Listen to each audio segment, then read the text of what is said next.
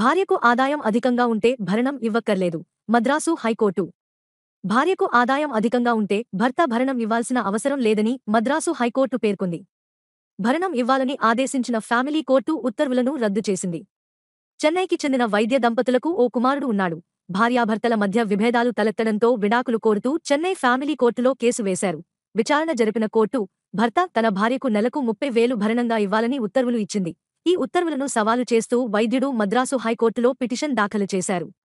ఈ పిటిషన్పై విచారణ జరిపిన జస్టిస్ బాలాజీ జారీ చేసిన ఉత్తర్వుల్లో, వారి కుమారుడు నీట్ కోసం సిద్ధమవుతున్నాడని, అతని చదువుకయ్యే ఖర్చుగా 2,77,000 రూపాయలు ఇవ్వడానికి పిటిషనర్ అంగీకరించారన్నారు. అదే సమయంలో పిటిషనర్ భార్యకు అధికంగా ఆస్తులు, ఆదాయం ఉన్నాయని, ఆమె స్కానింగ్ సెంటర్ నడుపుతున్నట్లు తెలుపుతూ సంబంధిత పత్రాలను దాఖలు చేశారని తెలిపారు. కాబట్టి పిటిషనర్ తన భార్యకు భరణం ఇవ్వాల్సిన అవసరం లేదన్నారు.